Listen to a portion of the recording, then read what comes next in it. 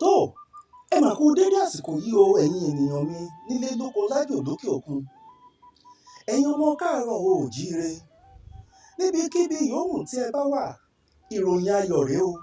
A ní ìdánilẹ́kọ̀ọ́ lórí ẹ̀rọ ìgbàlódé nì tí a pè ní Zoom, ní èyí tí a ó máa ṣe fún àwọn ọmọ wa tí wọ́n fẹ́ kọ́ ẹ̀kọ́ èdè Yorùbá.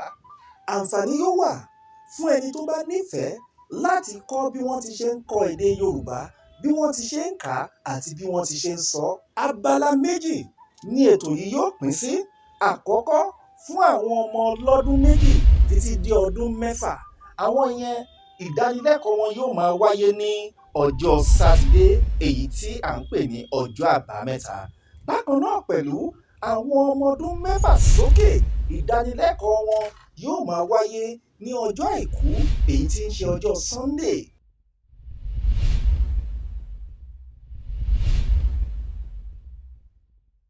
Àǹfààní wà fún yín láti fi orúkọ sílẹ̀ láti darapọ̀ mọ́ wa lórí ètò yìí nípa títẹ ìwé ránṣẹ́ sí wa lórí, àti ẹ̀yin tí ẹ bá fẹ́ tún kàn sí wa lórí ẹ̀rọ WhatsApp nọ́mbà wa.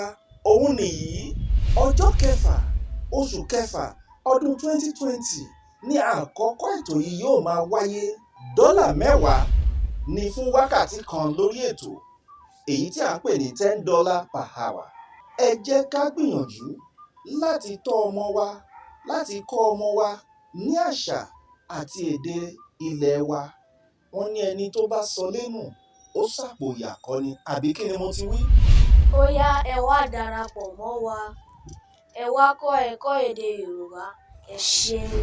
Òun lẹ gbọ́ yẹn o. Ẹ darapọ̀ mọ́ wa lórí ètò yìí ní ọjọ́jọ́ Sátidé àti ọjọ́jọ́ Sunday, níbi tí a ó ti máa mú ètò ẹ̀kọ́ èdè Yorùbá wá sí ojú ìwòran yín. Èmi ni tiyín ní tòótọ́, olùkọ́ èdè Yorùbá yín, Ọ̀gbẹ́ni Adéníyì Òdùfuyè. A ó máa retí yín o. Ẹ ṣé púpọ̀.